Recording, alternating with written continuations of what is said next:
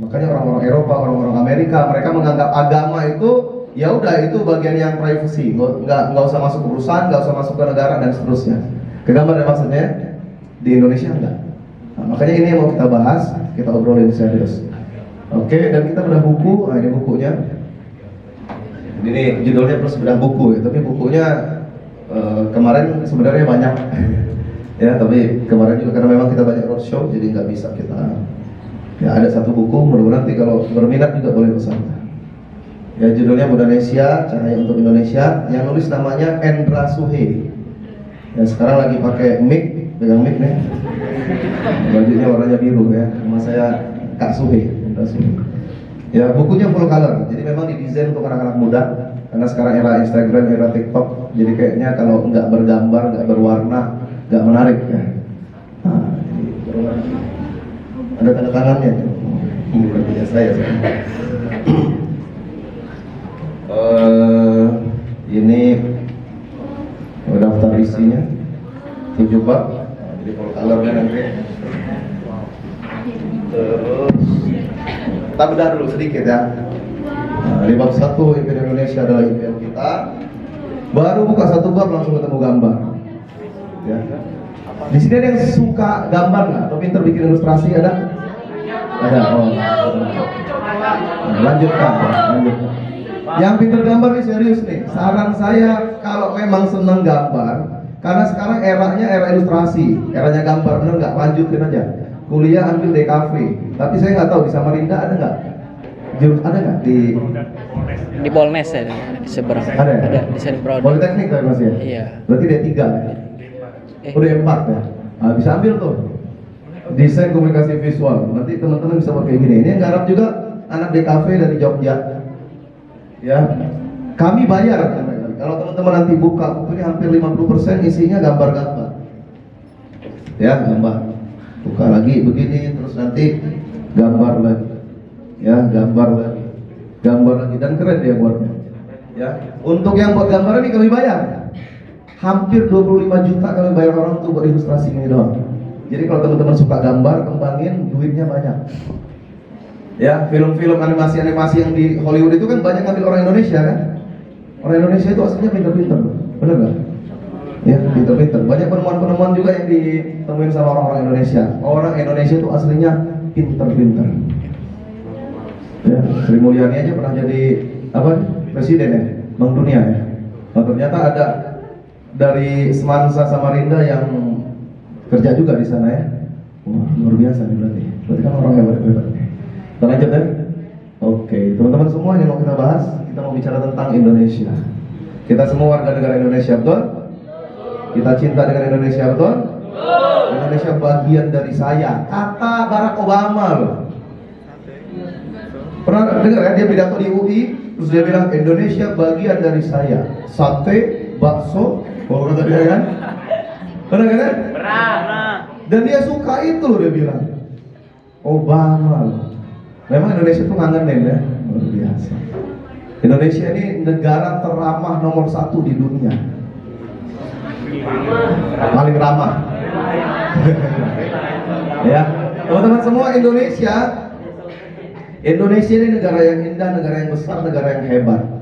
Dan setiap kita pasti cinta dengan Indonesia, karena mencintai tanah air itu bagian dari fitrah hidup manusia. Siapapun orangnya, lahir di mana, dia pasti cinta dengan negaranya. Itu sebabnya Piala Dunia itu menarik. Lomba-lomba antar negara dan pasti disupport dengan warga negaranya. Sama di Samarinda ada apa?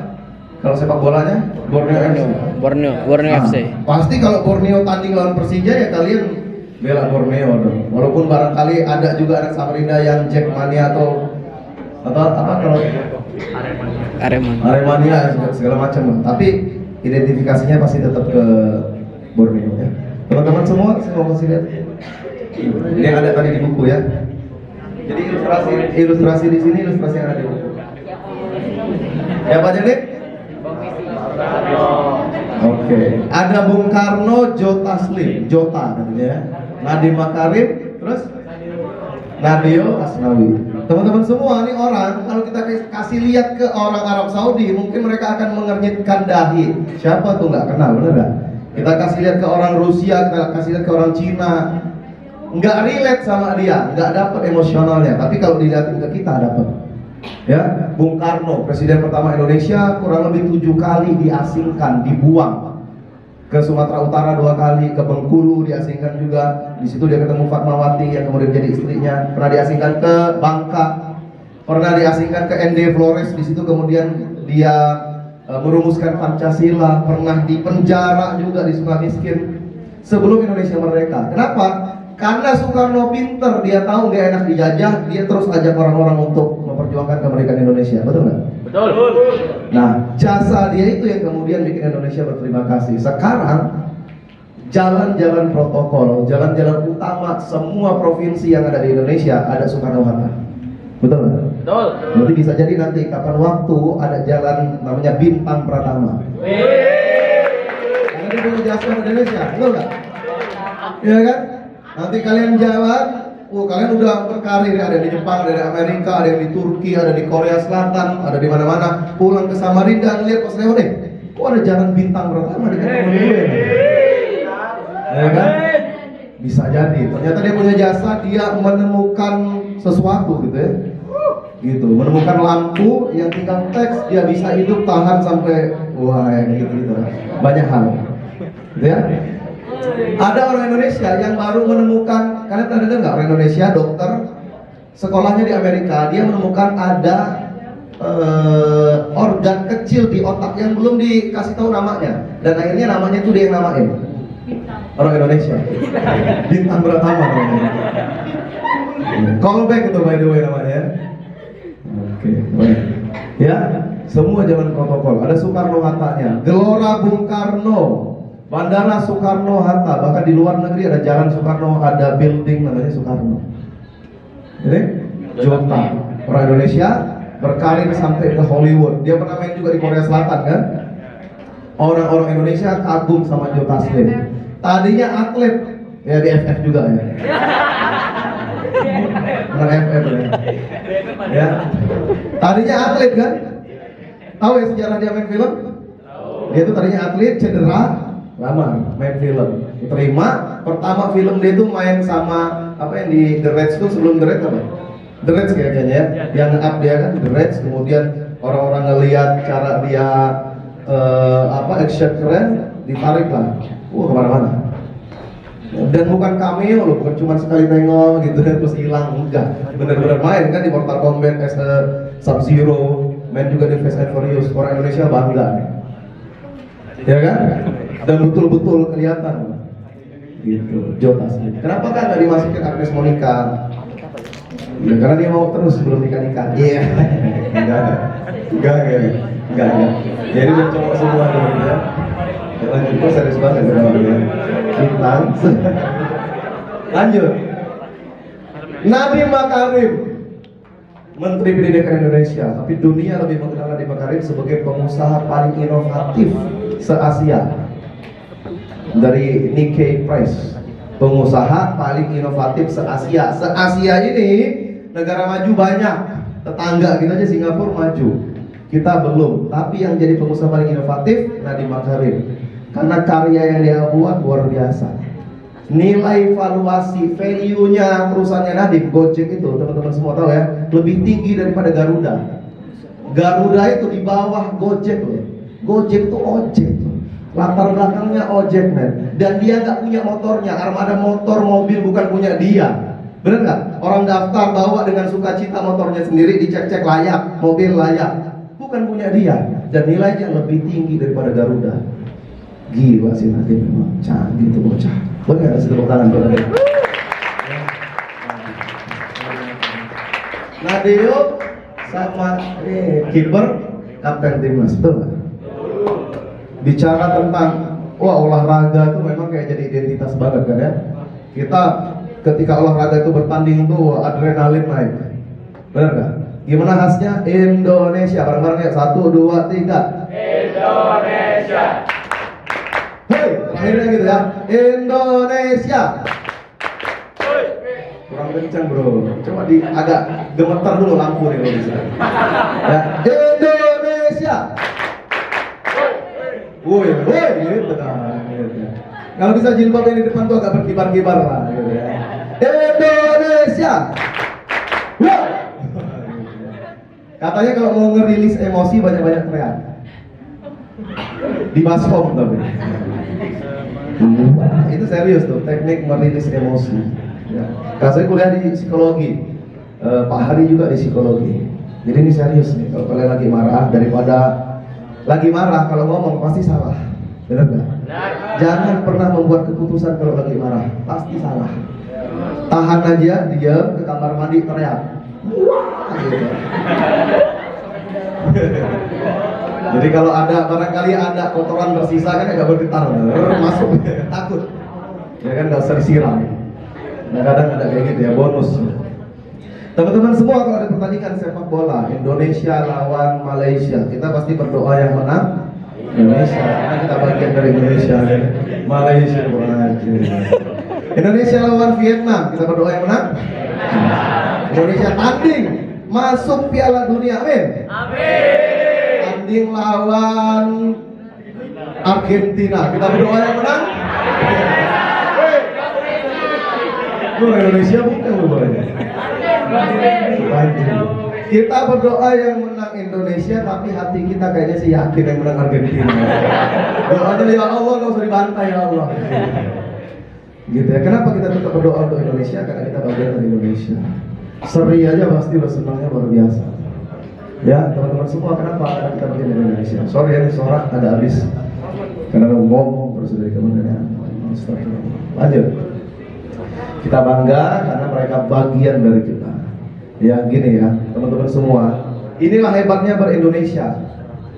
Saya ya di sini juga mungkin nggak semuanya Muslim kan ya, betul kan ya? Tapi ini hebatnya ber-Indonesia. Kalau ada pertandingan, Kevin sama Marcus Gideon badminton, betul nggak? Betul. Ya kan? Dua-duanya agamanya bukan Muslim, betul? Sebagian besar Muslim, betul? Indonesia sebagian besar Muslim. Tapi kalau mereka berjuang, berdua, tanding, pakai baju Indonesia, orang-orang nggak lihat lagi rasnya apa, agamanya apa, kita pasti dukung dia, betul nggak? Itu kerennya ber-Indonesia. Ya, toleransi di Indonesia itu kuat, hebat, serius, keren banget. Maka teman-teman semua memang menghayati nasionalisme itu seru, asik, itu bikin kita berjuang. Panji Pragiwaksono tuh ya, oh itu asik. Ngomongin nasionalisme, lanjut. Dulu Indonesia masih jadi kerajaan Sriwijaya. Ya, tinggal ngapain dengerin ya? Ya, jadi terakhir kali terjadi 600 tahun yang lalu, terakhir kali lagi terjadi 600 tahun yang sebelumnya, 1200. Sriwijaya, Majapahit, dan sekarang Indonesia.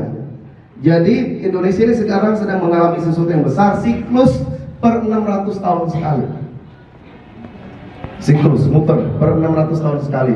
Sriwijaya 600, kemudian Majapahit 600 tahun kemudian Indonesia. Oke ya. Saking besarnya sesuatu yang terjadi sekarang di Indonesia, bikin Indonesia buat visi Indonesia 2045. Istilah lainnya Indonesia Emas 2045. Benar kan? Pernah ya? Nah, visi Indonesia Emas 2045 itu baru dibuat 2019. Ya. Untuk baca ya di sini ya. Baru dibuat kapan? 2019. Tadinya sejak Indonesia merdeka sampai 2019, Indonesia belum pernah buat visi yang jelas detail. Di tahun ini begini. Dapat ini belum. Baru 2019 detail capaiannya. Kenapa? Karena Indonesia dapat bonus demografi. Pertanyaan saya, bonus demografi itu apa? Apa? Keren banget. Bonus Maulana Wahid. apa ya? Bonus demografi itu dimana kayak usia produktif itu dia lebih banyak daripada usia yang tidak produktif. Boleh nggak kasih tepuk tangan?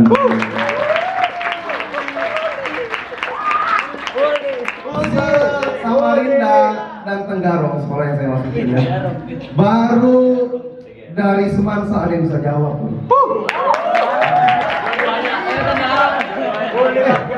Ya kan? Bener kan? Dapat buku? Oh, dikasih buku nanti. Tapi bukan buku yang ini ya, nanti dikirim. Ini saya mau kasih tahu dikit ya, buku ini bisa dibeli di Shopee. Harganya 149.000. Harganya ya 149. Nanti dikasih gratis ke Maulana Wahid Ramadan. Bentar lagi ulang tahun berarti ya. Ramadan kan bentar lagi kan? Bentar lagi Ramadan. Oh iya. Kamu kan lahir bulan Ramadan kan? Iya. Benar nggak? Tanya coba, berapa Ramadan? Barangkali pas lagi itikaf tuh. Ya, teman-teman semua, berarti nanti Maulana, panggilannya apa? Wahid Maulana? Maulana ya. Maulana Jalaluddin Rumi, tahu nggak? Rumi, nggak tahu ya? Kenapa? Lanjut. Bonus demografi, Indonesia sekarang lagi dapat bonus demografi. Bonus demografi itu teman-teman semua bagus tuh tadi. Kata kuncinya usia produktif di Indonesia lagi banyak-banyaknya. Berapa banyak? Hasil dan sensus penduduk 2020 dari BPS berarti ya. Di 2020 dinyatakan penduduk Indonesia 270,20 juta jiwa. Terbanyak nomor berapa di dunia? Pinter asli, ini nggak salah nih. Satu, Cina. Dua, India. Tiga, Amerika. Empat, Indonesia. 195 negara, kita nomor 4. Coba. Berarti sangat amat mungkin kita itu 4 besar dunia. Kenapa? Karena negara terkaya di dunia salah satunya Indonesia, betul nggak? Hutan Indonesia yang di Kalimantan ini paru-paru dunia. Lu bayangin kalau ada orang punya paru-paru dan habis hidup dia, betul nggak? Dunia ini kalau dia jadi manusia, paru-parunya itu Indonesia. Keren banget Indonesia. Iya kan? Kalimantan. Ya. Nah, dari 270,20 juta jiwa, 70,72%-nya usianya produktif. Produktif itu berarti bisa memproduksi, bisa berkarya. Nah, usia yang bisa berkarya itu berarti usia yang kuat. Versi PBB,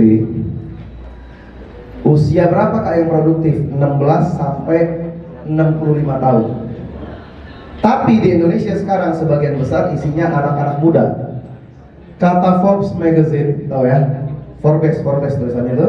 Kata majalah Forbes Magazine, kata majalah itu, Indonesia ini sekarang sebutannya ada majalahnya asli. Indonesia itu sekarang sebutannya the new tiger of Southeast Asia. The new tiger of Southeast Asia, macan baru dari Asia Tenggara. Kenapa? Karena anak-anak mudanya banyak plus melek digital. Ini modal banget bagi sebuah negara untuk maju, anak muda dan digital, betul nggak? Perusahaan besar banyak rontok loh, mall-mall tutup sekarang, kalah sama Tokopedia, Bukalapak, Shopee yang diriin anak-anak muda usianya 30 tahun. Ya kan? Jadi teman-teman semua ini sekarang lagi masanya anak muda dan dunia digital. Indonesia anak mudanya banyak, melek digital. Di rata-rata usia manusia Indonesia 29 tahun. Muda nggak kira-kira? Muda. Masih muda. Usia saya kira-kira berapa nih kalau gini nih tampilannya? 20. Terima kasih. 16 terima kasih. 4 bulan terima kasih banyak ya. 3 bulan salah. Usia saya sekarang 37 tahun. Masih muda. Ya, sama Indonesia lebih muda dari saya. Indonesia 29, Indonesia itu adik saya sekarang. 29, 37, lebih muda. Makanya Indonesia memang siap banget. Ya. Kelas 12 kan? Kok ada euforia itu dari masjid? Apa itu? Oh, oke. Alhamdulillah. Ya, teman-teman semua, 70,72% banyak? Karena di atas 50% itu udah banyak, udah menang, betul nggak? Ya kan? Kita 70,72%. Kalau ada pemilihan presiden, skornya segini ya udah menang lah, selesai. Ya kan? 70,72%. Itu sebabnya Indonesia buat visi Indonesia 2045, berdaulat, maju, adil dan makmur. Indonesia sekarang sudah berdaulat, sudah merdeka. Walaupun kalau ngomongin variabelnya banyak, tapi bicara merdeka aja deh. Ini pun perjuangannya susah kan? Mereka sudah maju, sudah belum? Belum. Belum. Ya kan? Kalau kita jadi negara maju enak nggak? Saya mau cerita dikit. Rumah saya di Bandar Lampung, Provinsi Lampung, Sumatera, ujung Sumatera. Dulu dari Bandar Lampung ke Palembang naik mobil normal itu 12 jam. Sekarang ada jalan tol, pakai tol. Jalan tol. Ada jalan tol gitu ya, ada jalan tol dari 12 jam sekarang cuma 4 jam. Baik nggak? Ada yang pernah ke Singapura? Ada ya? Singapura bersih banget nggak? Ada macet nggak Singapura? Nggak ada. Nggak ada men. Bener kan? Kalau macet-macet tipis-tipis lah, bener nggak?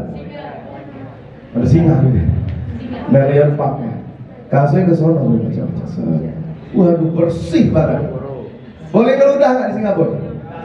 Denda di Singapura kalau ngeludah ya makanya jangan sering marahan cuy gitu mau denda. 2,9 juta men bayarnya. Ngeludah di Singapura, nyampah di Singapura 2,9 juta. Kalau buang permen karet sekian ratus juta dendanya. Bangkrut kita ke Singapura. Ya bersih banget dan disiplin banget, tertata banget, orangnya pinter-pinter. Ya di Singapura ya ada nyamuk kan, menurunkan ini pendidikan Singapura ya, untuk menurunkan nyamuk, populasi nyamuk, apa yang mereka lakukan? Bikin nyamuk. Hah? Bikin nyamuk. Iya, mereka buat nyamuk direkayasa, tapi kalau dia nikah mandul jadinya. Ngerti nggak saya? Paham nggak? Habis pengen dimandulin nyamuk kan kurang ajar. Waduh, gue gak bisa punya anak lagi dia bilang.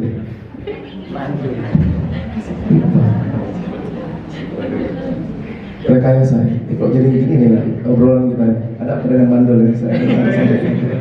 Maksudnya saking pinternya mereka ya, pakai teknologi itu, menekan angka nyamuk. By the way di Indonesia juga kayak gitu.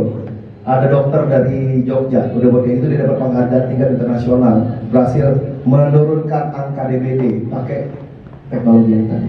Boleh nggak kasih tepuk tangan dari Indonesia? Nah, ini nggak cuma Singapura, lanjut. Teman-teman semua berdaulat maju. Sudah adil belum di Indonesia? Insya Allah. Di mana adilnya? Gimana Pak Adil? Ngomongin pendidikan aja deh. Udah adil belum? Kan masih kayak tadi tuh. Finlandia, sistem pendidikan terbaik nomor 1 dunia, betul? Betul. Kenapa dia terbaik? Karena semua kualitas sekolahnya sama. Guru itu profesi paling tinggi kalau di Finlandia. Harus orang-orang pintar yang bisa jadi guru. Coba nanti searching. Sekolahnya kualitasnya sama, guru profesinya tertinggi, idola. Semua orang tuh kayaknya mau jadi guru, tapi nggak semudah itu. Ferguson. Ya, gitu. Ya. Udah makmur belum Indonesia? Belum. BBM naik, mamang-mamang Gojek kan teriakannya demo kan, masih ingat nggak? Kenapa? Karena BBM naik, berarti tarif naik. Orang-orang jadi males naik, berkurang. Ada cerita siapa ya? Anak stand up kayaknya dia bilang, salah satu fenomenanya itu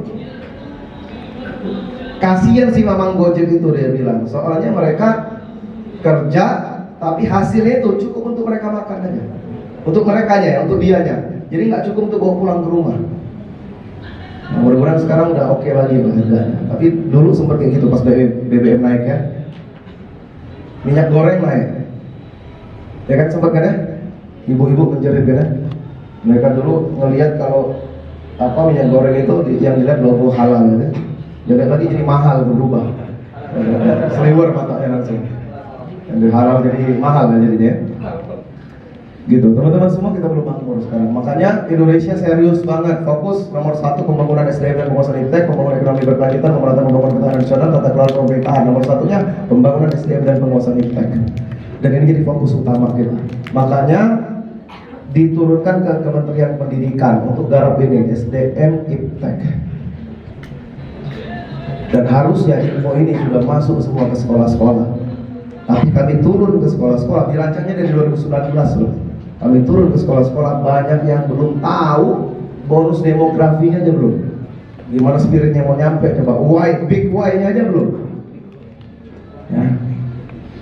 Fokusnya sekarang SDM dan penguasaan iptek. Ya, kita lanjut. Pertanyaan saya, siapa yang akan ngebangun Indonesia? Kita. Jangan ya. Tahu nggak usia Pak Jokowi sekarang berapa? Tahun ini usia Pak Jokowi 62 tahun. Serius? Coba searching di Google. Tahun ini ya. 62 tambah 22 tahun lagi kan berarti 2045. 62 tambah 22 berapa? 84. Udah gak produktif lagi. Benar nggak? Kalau beliau masih hidup udah gak produktif lagi. Tapi jarang kita dengar presiden usianya sampai 84. Ya mudah-mudahan beliau nanti usianya bisa panjang ya. Ya 84 tahun. Ya berarti kurang lebih yang lain juga kayak gitu. Jadi 2045 bukan lagi bicara presiden kita sekarang, anggota dewan kita sekarang, pejabat kita sekarang, tapi bicara kita yang sekarang lagi duduk. Ya, kita yang sekarang lagi duduk. Kita nih pejuang-pejuang 2045. Ya, pemuda hari ini, pemimpin masa depan. Saya bahas ini. Kita masih doorpress gitu lagi Pak? Tidak habis. Nanti ada doorpress yang lain ya. Yang buku yang lain nanti beli. Ada yang tahu nggak ada peristiwa penting apa terjadi di 3 tahun ini? Peristiwanya apa? Tanggalnya berapa? Nanti dapat doorpress. Iya, 1928, 1928. Peristiwa pentingnya apa? Tanggalnya berapa? Ini tahun. Tahun 1928, 1945. Ada peristiwa penting apa? Tanggalnya berapa? Ya. Ketahuan ya. Oke, dah tutup sekarang, nggak boleh lihat ya. Yuk, 1908 apa yang terjadi? 1908 itu berdirinya Budi Utomo pada tanggal 20 Mei. Ya, Terus 1928 itu Sumpah Pemuda yang terjadi pada tanggal 28 Oktober. Oke. Terus yang terakhir 1945 itu kemerdekaan Indonesia 17 Agustus. Boleh.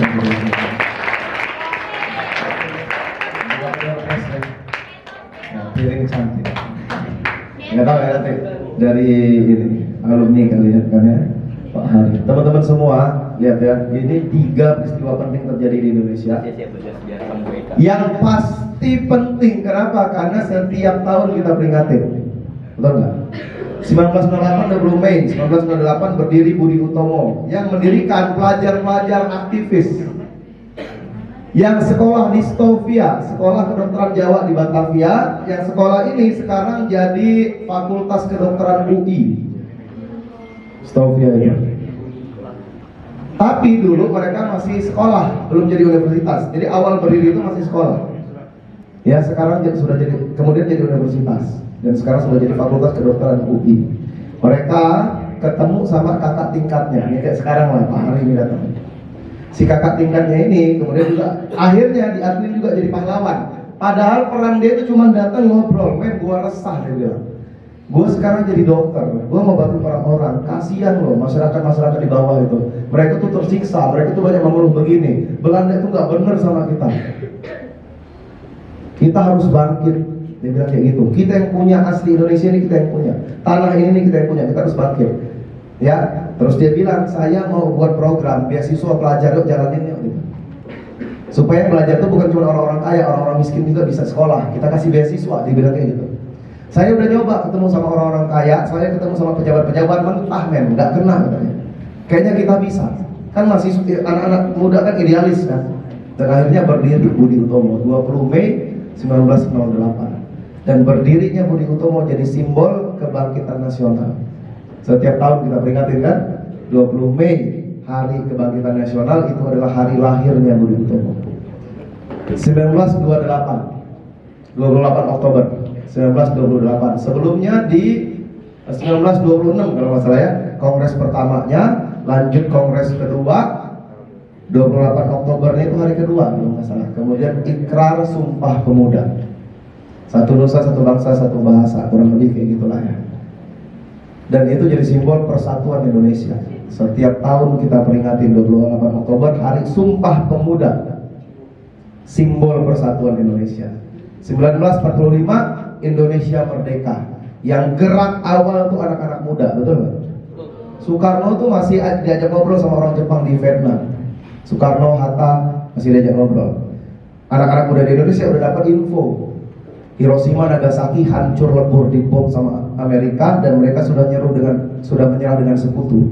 Akhirnya ketika Soekarno balik, anak-anak muda langsung nemuin Soekarno Hatta, yuk kita proklamasi kemerdekaan Indonesia. Jangan nunggu dikasih lagi sama Jepang, karena mereka pernah ngasih ke kita, terus mereka bohongin. Udah kita aja, jangan nunggu mereka. Akhirnya karena alot, Soekarno Hatta nggak mau langsung, ya bahkan dia bilang udah kalau mau gorok aja di leher saya, dia bilang. Gitu ya, singkat cerita Soekarno Hatta diculik, dibawa ke Rengas Benteng. Ya, berarti peran pemuda lagi. Ada peristiwa besar lagi di Indonesia setelah itu, namanya reformasi tahun 98. Siapa yang gerak? Pemuda. Anak-anak muda menggulingkan Good. Ya, boleh, kalau tepuk tangan jangan malu-malu. Ya kan? Anak-anak muda demo seluruh negeri loh, bukan cuma di Jakarta, tapi memang puncaknya di Jakarta.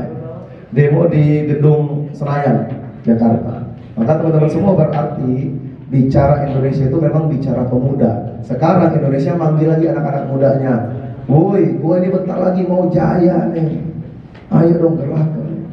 Jangan sibuk sendiri lu main game gitu, salah. Akan terus. Kena nih. Gini ya, saya nggak kelarang main game, santai aja. Main game tuh bagus, tapi jangan sampai kita yang dimainin sama game. Benar ya?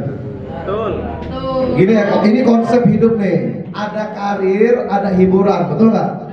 Kalian nggak mau kan? Gini nih, oke kak, ada yang main game, dapat hadiah 2 miliar kak, dia dapat, lu dapat apa men? Hikmahnya. Hikmahnya kan? Maksudnya gini nih, bagi dia itu udah jadi karir. Bagi kita jadi apa? Sekarang banyak orang mau jadi influencer. Siapa gitu? Ada bagiannya gini ya. Ini konsep di dunia nih. Manusia itu puzzle di dunia ini. Gak mungkin semuanya jadi dokter. Gak mungkin semuanya jadi petani, ahli di bidang pertanian, ahli di bidang peternakan. Gak mungkin semuanya jadi guru. Gak mungkin semuanya jadi dosen. Berarti gak mungkin juga semuanya jadi influencer. Gak mungkin semuanya jadi YouTuber. Gak mungkin semuanya jadi gamers. Benar gak? Kita sadar diri aja, kita nih yang mana fokus sama kita mau jadi apa. Bener gak? Kalau main gamenya kita dibegoin sama game, maksudnya waktu kita habis, nilai kita hancur dan kita gak dapat apa-apa, ya tinggalin lah. Kan kita kan gak mau, zaman sekarang kan kadang gak mau sama hubungan yang toksik. Bener gak? Ya kan, lu punya kawan toksik, lewat men. Ya kan, orang yang nikah toksik aja disuruh cerai. Apalagi sama game yang bukan siapa-siapa kita. Lu mau nikah sama game? Toksik. Tapi kalau dia, gini ya, tapi kalau dia bikin kamu produktif, lanjut. Berarti konsepnya kamu main game, tapi ada waktu healing. Ngerti maksudnya? Sisanya yang belajar dong. Raditya Dika atau Raditya Dika? Kaya nggak dia? Kaya. Kenapa dia kaya? Karena dia manage uangnya pinter, betul nggak? Dia pinter main game juga nggak? Dia main game juga, tapi dia tahu kapan dia harus main game. Benar nggak? Sekarang banyak pelajar lagi belajar yang dia pikirin main game bro, pusreng. Ya kan mabar, ngerti nggak sih? Ya kan? Dia lagi sekolah aja yang dia pikirin game, apalagi di rumah, apalagi nongkrong, ngerti ya maksudnya? Jadi bukan berarti main gamenya nggak boleh, no way. Itu yang bikin game tuh pinter tuh. Nggak mungkin orang bego yang jago coding, bener nggak? Ya kan? Cuman jangan sampai dikerjain. Kenapa? Ini kata psikolog. Kenapa anak-anak senang banget main game? Karena dunia gaming dinamis. Sedangkan dunia sekarang statis, sekolah aja sampai jam berapa? Ya kan? Kemudian tuntutannya banyak. Zaman dulu tuntutannya nggak sebanyak sekarang. Guru-guru aja stres kok. Jangankan kalian, guru kalian lebih stres. Kalian kan tinggal nikmatin aja belajar. Mereka tuh before, present, after, mereka semuanya pikirin. Benar nggak? Jadi sekarang kita fokus nih. Ya kan, fokus sama belajar kita nih. Boleh nanti. Ya kan? Nggak usah terlalu halu nanti mau jalan-jalan ke Korea Selatan kalau sekarang ya. Nanti selesai, lu kaya, duit banyak, jangankan Korea, seluruh dunia ini bumi ini bukan milik satu manusia, dan kita bisa jalan-jalan semua. Benar nggak?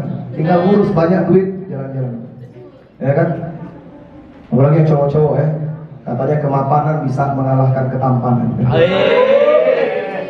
Lu banyak duit nggak penting lagi muka, benar nggak? Duitnya banyak, ya kan? Penting duitnya banyak. Ya, tapi banyak duit doang, ya nanti kita bahas. Ya, Jadi teman-teman semua, sejarah Indonesia, bahkan sejarah peradaban dunia selalu bicara soal pemuda, betul nggak? Semua, pemuda itu penggerak peradaban. Orang-orang tua ada lelah, anak kecil belum bisa apa-apa, hancur. Tapi mari kita lihat kondisi pelajar saat ini. Jadi, saya aktivitasnya di KPA, kantor kami perwakilannya 140 titik kurang lebih se-Indonesia. Jadi saya itu udah keliling dari Aceh sampai Papua, ketemu sama curhatan-curhatan orang tua, anak-anak. Semua jenis kenakalan remaja kasih tahu ke saya. Insya Allah saya sudah pernah ketemu sama anak-anaknya, sudah saya terapi juga. Anak-anak yang curhat, Kak, saya ini Kak zaman SMA Kak sudah enggak titik-titik lagi, kata si perempuan. Paham ya maksudnya? Ada yang curhat ke saya, Kak, saya 3 kali udah nyoba bunuh diri. Kalian tahu ini nggak? Pernah dengar nggak istilah self harm? Tahu? Tahu. Apa itu? Melukai diri. Ini kan? KT. Ada, saya ketemu sama, saya ngisi di pondok pesantren. Masalahnya itu apa? Ada anak-anak di pondok itu buat grup apa? Grup self harm. Self harm. Grup. Jadi mereka, ayo men kita mulai. Kan ada pondok. Ya, gimana kira-kira? Pondok pesantren loh. Iya kan? Dan sebelum kita mulai Al-Fatihah. Kan nggak mungkin tuh kayaknya, betul nggak? Ya kan? Gini, saya kasih tahu ya teman-teman semua, nggak mungkin kebaikan itu ketemu sama kejahatan. Kalian pernah lihat nggak orang yang pesta dugem malam-malam? Kata DJ-nya, sebelum kita dugem, kita yasinan dulu ya. Yang judi ya, teman-teman semua, sebelum kita judi rasakan sekarang kita sedang ditatap sama Allah. Bismillahirrahmanirrahim. Nggak mungkin, ngerti nggak maksudnya? Nggak bisa. Ya, gini ya. Konsep hidup itu aslinya udah jelas, betul nggak? Yang buat konsep hidup itu Tuhan. Manusia itu ciptaan. Di dunia ini cuma ada 2 posisi, 1 kholik, 2 makhluk. 1 pencipta, 2 ciptaan. Ciptaan ini harusnya manut sama pencipta. Permainan sepak bola ada yang nyiptain dan dia buat rulesnya di main sepak bola itu. Terus ada pemain bola, dia main kayak tendang, dar, ditangkis, digolin pakai tangan, dar, oliver ya. Ya kan, gol nggak kira-kira? Nggak, karena peraturan sang pembuat nggak kayak gitu loh golin, nggak boleh pakai tangan, ngerti nggak maksudnya? Paham ya? Sama dunia ini gitu juga. Ya kan, Maradona juga nggak kelihatan waktu itu, ya kan? Sebutannya makanya hemat God, ya, tangan Tuhan, ya kan? Dulu nggak kelihatan, sampai dia ketahuan dan orang udah salut aja. Dan memang dia keren juga sih. Maradona itu by the way di Argentina dianggap sebagai Tuhan. Ada gerejanya, namanya Iglesia Maradoniana. Ada gerejanya dan mereka dibaptis di situ. Searching di YouTube.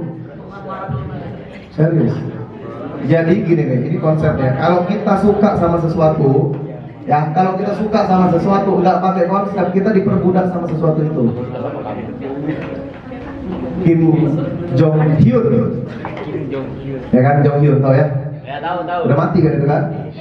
Tahu kan? Lead vokalnya Saini, udah mati kan dia kan? Udah meninggal. Matinya ngapain dia? Bunuh diri, ngirum karbon. Ngeplay. Yang ngeplay nyawanya. Ya kan? Mati, ini serius. Ya kan, mati tuh. Ada anak Indonesia bunuh diri juga. Kenapa? Karena yang dia kagumi mati. Makanya kalau suka nggak pakai konsep, repot. Michael Jackson tahu ya? Tahu. Dia pas meninggal dunia belasan orang yang terketahui lah, gampangnya ngomong itu. Pokoknya ketahuan ada belasan orang. Setelah dia dikabarkan meninggal, belasan orang kemudian bunuh diri. Ada satu kasus. Jadi orang ini bunuh diri, diselamatin lah, bawa ke rumah sakit, ya kan? Akhirnya bisa diselamatkan. Pas sudah siuman dia nanya, ini yang nyelamatin saya mana? Tolong panggilin dokternya. Dokternya. Dia bilang ke dokternya, Pak dokter, percuma lu nyelamatin gue. Gue balik nih, gue bunuh diri. Serius. Kenapa? Karena Tuhan dia yang dikagumi itu, ngerti nggak sih? Ya. Ya, bukannya udah nggak ada, berarti sumber kebahagiaannya hilang.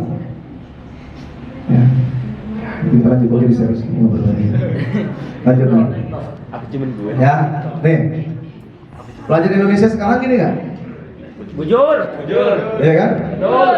Oh enggak, yang di sini, yang di luar sana. Sini sih enggak ya? Enggak, salah lagi. Enggak. Saya antusias belajar Kak. Saya setiap hari harus belajar Kak.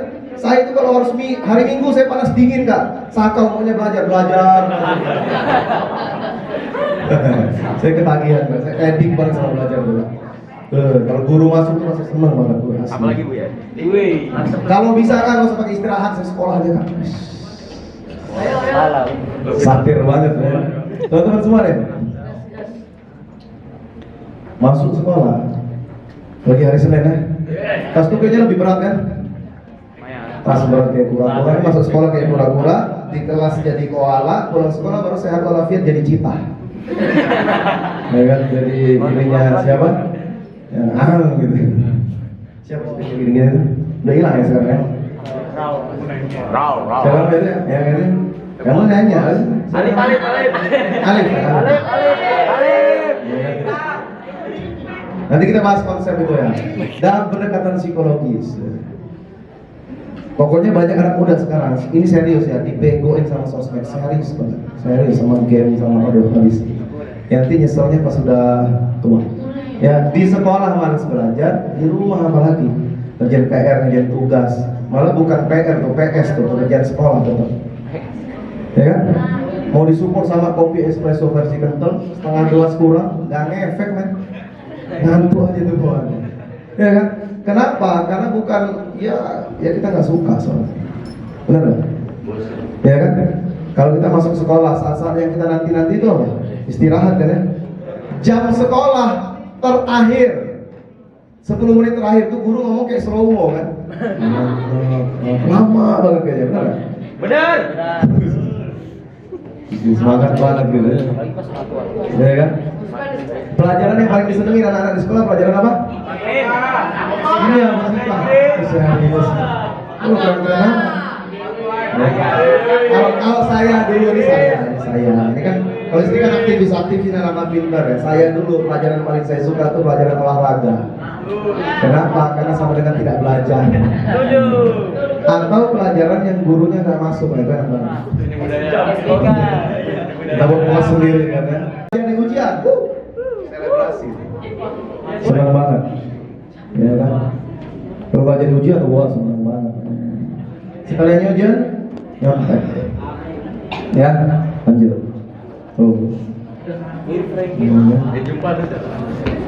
Manusia itu sifat dasar manusia, ini sifat dasar manusia ya. Di Neuro Linguistic Programming, cara nyetel otak. Sifat dasar manusia itu mencari nikmat, menghindari sengsara. Pelajar sekarang profesinya itu kan pelajar ya, tapi dia nggak menikmati profesi itu. Ya, bagi pelajar belajar itu menyengsarakan, kebanyakannya itu kayak penjara. Maka dia akan cari kenikmatan tempat lain. Pokoknya segera bebas dari penjara itu dia akan cari kenikmatan. Nah, ada yang nemuinnya di sini nih, di YouTube, Netflix, Disney Hotstar, Prime, Viu, ya kayak gitu-gitu ya, anime, ya, pokoknya nonton. Sorry ya, saya bilangnya kayak gini nih. Banyak kan video-video yang kita lihat itu video-video sampah yang nggak manfaat, bahkan dia ngotorin. Ada juga video-video yang sia-sia. Benar nggak? Karena kebutuhan kita itu sekarang bukan itu. Gini nih ya, hidup itu antara dua aja. Pilih mana nih, bahasa psikologis nih. Mau hidup itu antara dua, memenuhi kebutuhan atau memenuhi keinginan. Kalau kita memenuhi kebutuhan, maka akan cepat, gampang, enak, mudah hidup kita. Tapi kalau keinginan nggak akan selesai. Benar nggak? Kebutuhan itu fitrah. Kalau keinginan itu nafsu, nggak selesai. Ya kan? Nonton ini, mau lagi nonton yang ini, mau lagi nonton yang ini, mau nonton yang ini. Ya gemar sama ini, nyari bagian ini, nggak selesai. Gitu ya. Nah, jangan memperjuangkan keinginan. Ini keinginan nih banyak nih. Main PS sampai berapi-api.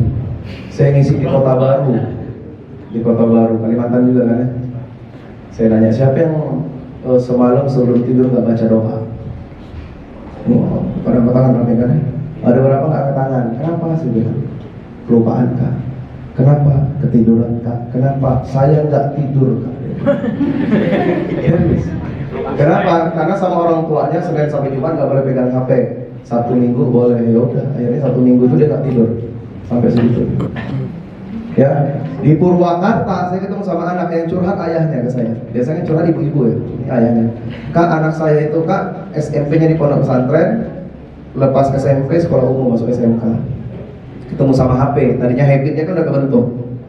Ya kan pecah habitnya sama HP. Singkat cerita jadi kecanduan, jadi dimainin HP. Ya, kalau udah kecanduan, efek lanjutannya pasti nyuri. Karena dia masih remaja itu, orang dewasa, di bawah tanggung jawab orang dewasa lainnya, belum kerja, belum apa segala macam. Ya kan? Orang tuanya nggak mungkin support kalau untuk main game terus, akhirnya nyuri. HP mbaknya dicuri, dijual. Motor ayahnya dicuri sama dia, dijual setengah harga. Yang penting cepat main. Ini serius. Sama ayah jadi bangunin sholat subuh, bangun. Ya dia ke dapur, bukan ngambil air wudhu, ngambil golok, ayahnya mau dibunuh gara-gara bangunin dia sholat subuh. Ini serius. Gangguan jiwa. Kata WHO, kecanduan game online sama dengan gangguan jiwa. Yang nyandu ya. Kalau mainnya cerdas, enggak. Kan bagian dari healing itu, boleh. Yang penting di manage. Yang penting di manage mainnya berapa menit gitu diatur. Ya, nanti. Kecuali kalian mau jadi gamers, main setiap hari. Ya kan? Ah, ini kan cewek nih. Ya kan? Lek mandi lumpur. Kita ini objeknya artis-artis itu. Duit mereka kan dari kita kan, anak-anak muda, benar kan? Nih. Maksudnya sama opa, Korea. Ya, Kyo. Obsesinya mau jadi istrinya para suami-suami itu. Tidak wet. Saya ngisi di Dumai. Dumai itu dari Pekanbaru ya. Udah ada jalan tol juga. Saya ngisi kepala sekolah curhat. Adik ipar saya udah kuliah dia bilang, tapi sekarang nggak kuliah lagi gara-gara kecanduan opa kuliah. Serius. Opa. Oh, ada yang sampai bunuh diri loh. Ya, jadi hati-hati. Ya, hati-hati. Jam 10 ya. Jam berapa?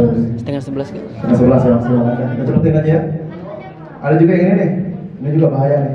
Bener nggak? Nah, ini yang saya mau bilang tadi. Teman-teman semua ini konsep dunia easy come easy go. Ulangin 1, 2, 3. Easy come, easy go. Gampang dapat, gampang pergi. Betul nggak? Viral itu easy come easy go. Maka orang-orang yang viral itu cuma bentar aja dia terkenal. SCBD sekarang mana coba? Ya kan, bonge, apa lagi? JJ, kurma, mangga, apel, anggur, hilang gitu. Habis tuh kan. Bener nggak? Nggak ada lagi kan? Easy come easy go. Dulu ada apa tuh? Bribtu Norman, Camaro tau? Caya bener nggak sekarang? Hilang, betul? Udah lagi keong racun, ntar jadi racun udah selesai keong. Habis. Nggak ada lagi easy come easy go, betul nggak? Ya kan, jadi kalau kita kejar viral, memang bisa jadi dapat viral. Lihat ya, dapat viralnya aja bisa jadi. Sekali viral, ntar memang terkenal, oh nasional, selesai. Akhirnya sekarang banyak yang menyayangkan kan? Oh, Norman Camaro dulu polisi udah enak katanya. Terus dia keluar kan? Nah sekarang nggak, ya macam-macam. Easy come easy go. Jadi kalau mau betul-betul serius, dirintis karirnya. Jadi ngebangunnya itu dari akarnya doang. Kalau viral itu dia cuma kelihatan atapnya aja, fondasinya nggak ada. Jadi kena angin dikit udah selesai, bubar. Ya, kayak rumah babi yang 3 itu kan ya. Tahu. Satu dari jerami, satunya dari ranting, satunya dia rumah beneran ada fondasi segala macam. Nah, bangun yang itu dong, supaya nggak gampang ditiup serigala. Selesai. Terbang gitu kan. Kalau di buku anak-anak dulu bocil-bocil ya. Jadi bangun yang benar. Teman-teman kalian sudah kebangun dari awal udah benar. Ada yang dari TK, SD, SMP, SMA, jangan dihancurin. Saya nulis buku judulnya Life Begins at University. Ya. Buku itu ngasih cerita ke teman-teman semua. Itu target marketnya anak-anak SMA.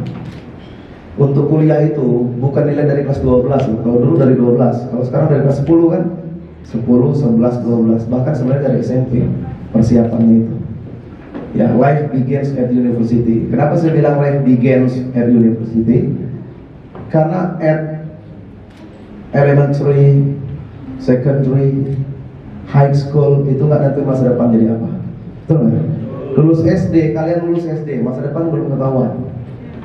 Lulus SMP, masa depan belum ketahuan. Lulus SMA, masa depan belum ketahuan. SMA ini jenjang nanggung. Betul nggak? Kalau SMK mereka langsung kerja, SMA enggak. Iya kan? Nggak ada skillnya, nggak ada skill spesifiknya. Makanya SMA itu harus kuliah. Lulus SMA, masa depan udah kelihatan belum? Belum. Kalau di tata boga udah kelihatan mereka. SMA belum. Maka dia harus kuliah. Nah, kalau kalian kuliah, karir kalian di atas anak SMK, betul kan? Nah, ketika kalian kuliah, baru masuk kuliah, belum lulus nih, belum lulus, baru masuk kuliah, masuk ke kedokteran, calon dokter, ke kebidanan, calon bidan, pertanian, calon ahli di bidang pertanian, arsitek, calon arsitek, betul nggak? Berarti sekarang ini lagi nyiapin ke sono, mumpung masih kelas 11. Kalau kalian melihat nilai kelas 10 kayaknya biasa-biasa aja, mending sekarang kejar SBMPTN. Karena dilihatnya 10, 11, 12 kan ya. Kalau 10 biasa-biasa aja. Kelas 12 pun sampai semester pertamanya kan. Kalau 10 biasa-biasa aja, sekarang kejar SBM. Dulu saya ngebina anak-anak juga. Di bimbel bagian ketemu dengan anak-anak yang mau diseriusin. Ada seorang anak, dia paling pintar di sekolah favorit. Mau masuk hubungan internasional UI. Tidak keterima. Stres. Kenapa? Karena dia anak paling pintar, yang skornya di bawah dia itu kalau lomba-lomba dia yang diutus. Dia bilang ke saya, "Kak, saya belum pernah mengalami kekecewaan dalam akademik." Dia bilang, "Saya itu kakak kurang uang, saya cari lomba di mana, saya ikut lomba, saya dapat uang, selesai." Gitu. Saking pintarnya anak ini. Baru sekali ini saya mengalami kekecewaan. Anak seorang dosen, profesor, orang tuanya, saya belum pernah. Terus gimana? Ya ayo, coba lagi, SBM. Ya, tadi kan sebelumnya SNMPTN ya. Yuk, kejar SBM. Belajar, saya terapi dulu. Terapi, dia jadi semangat lagi, belajar, lulus hubungan internasional UI. Belum pernah terjadi itu di sekolahnya.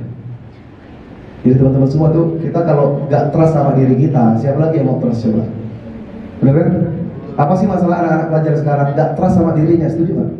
Gini, angkat tangan yang seumur hidup nggak pernah nyontek. Ada? Nggak ada kan? Saya juga ahlul nyontek saya.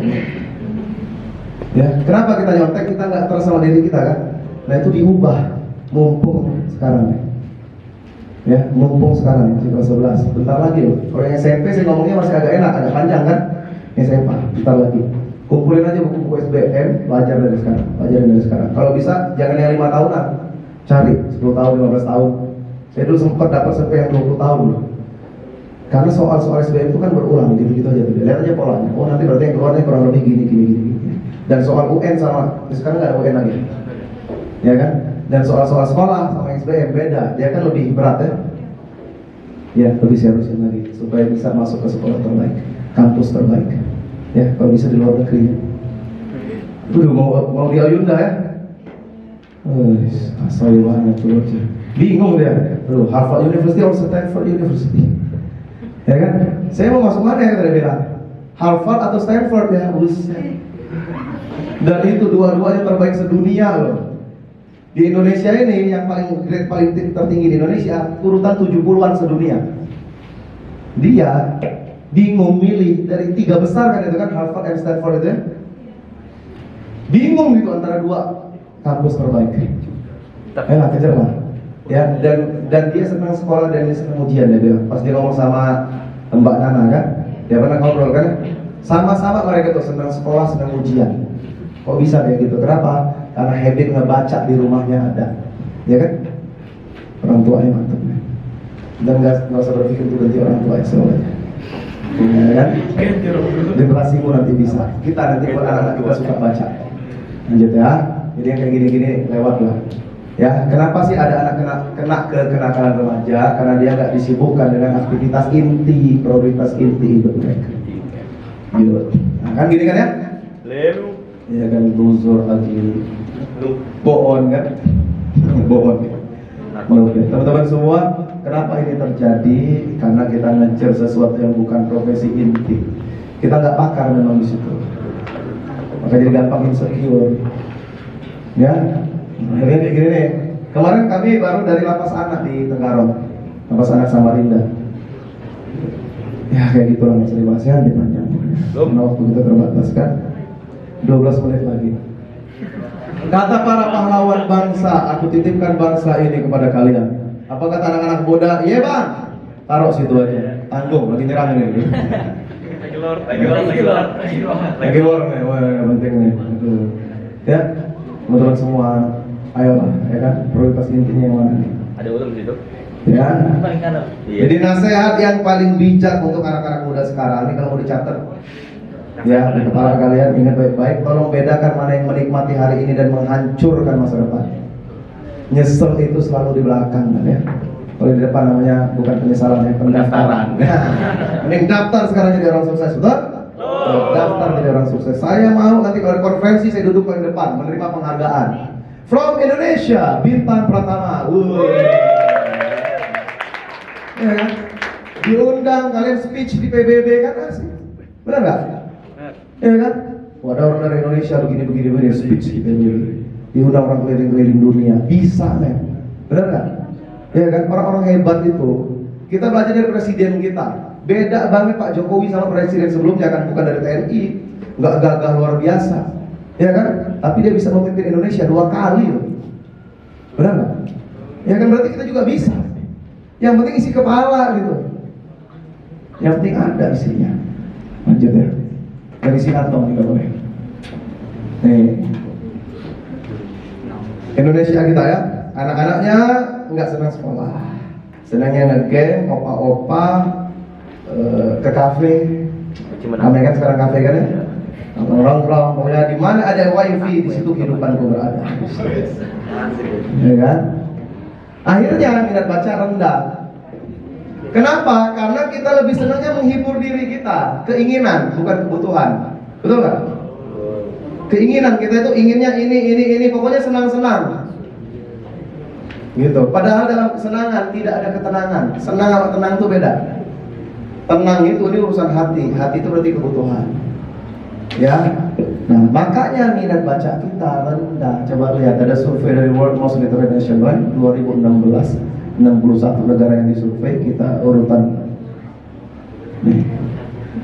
Nomor 1 Finlandia, memang sistem pendidikan yang terbaik nomor 1 di dunia.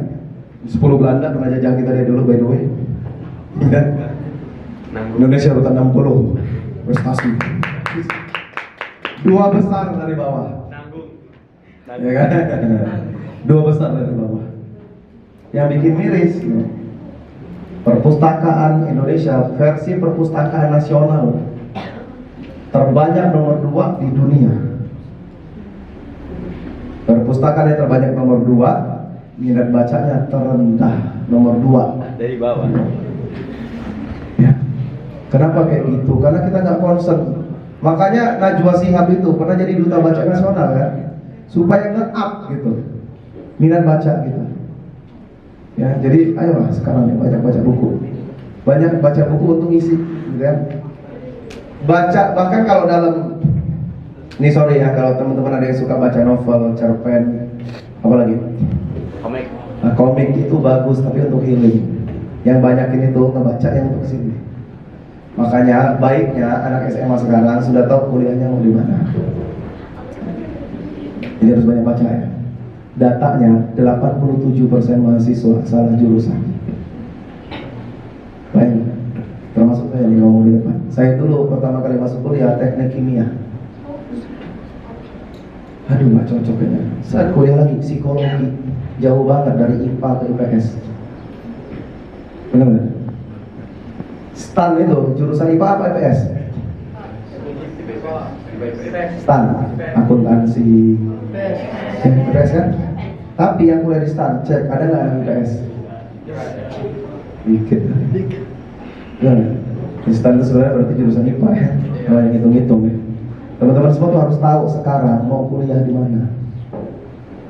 Sayangnya banyak yang belum tahu. Ini kalau saya survei, saya yakin banyak yang belum tahu.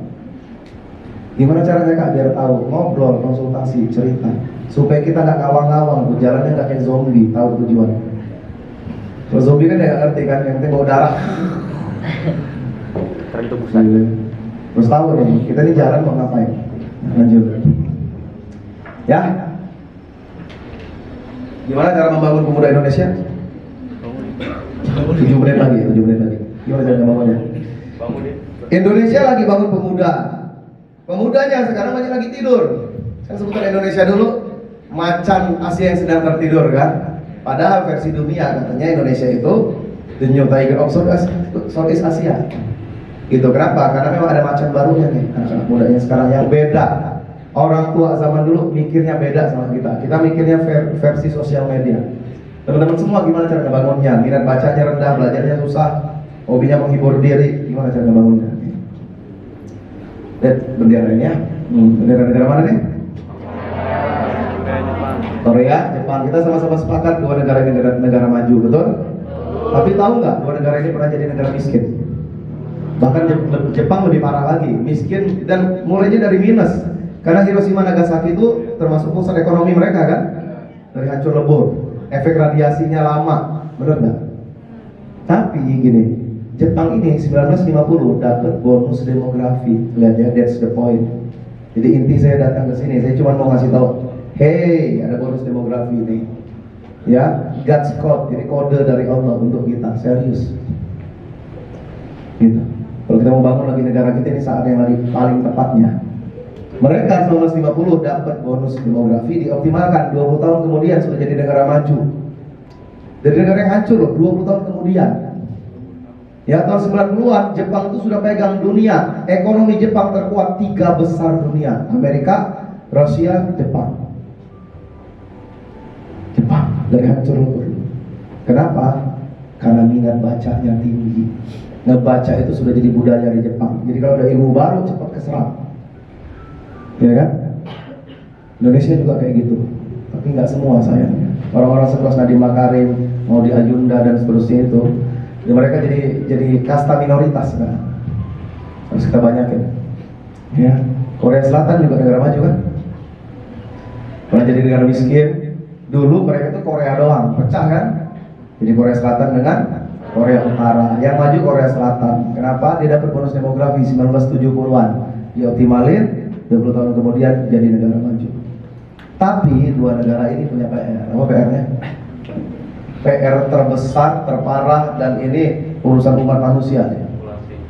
Apa? Nah, iya, tingkat bunuh diri Jepang dan Korea Selatan tertinggi di dunia. Populasi Jepang juga kan sekarang parah ya. Rata-rata orang-orang tua kan. Ada satu daerah di Jepang hampir punah karena isinya orang-orang tua. Anak-anak mudanya rata banyak yang nggak mau nikah. Kalaupun menikah mereka nggak mau punya anak. Iya kan? Child free. Kayak sekarang loh, aneh banget kan? Itu fenomena yang aneh. Child free. Karena bagi mereka agak repot.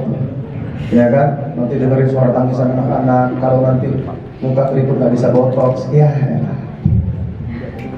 Padahal dia juga anak orang kan, dia kan bukan Son Gokong yang lahir dari batu kan, dar keluar tuh Son Gokong. Ya Bismillah, kita doakan dia dapat hidayah. Teman-teman semua, apa PR-nya? Bunuh dirinya tertinggi di dunia. Tinggian Korea apa Jepang? Korea.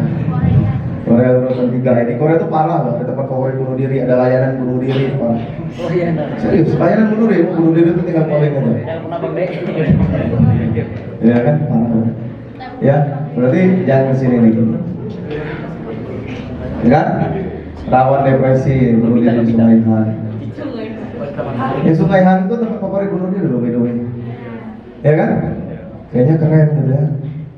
Ya kan digambarkan kayaknya orang-orang Korea itu bahagia ya ngomongnya kan kiowo kan, so cute banget tuh, tapi gampang bunuh diri. Dan tingkat kekerasan di Korea Selatan kan parah ya. Itu Pak.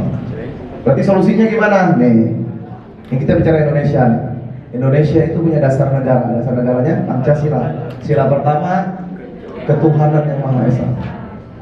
Jadi solusinya orang-orang Indonesia itu ya balik lagi ke Tuhannya, believe in God. Ya, taat, beribadah. Jadi serius gini gak ngobrolnya, ini serius. Iya kan?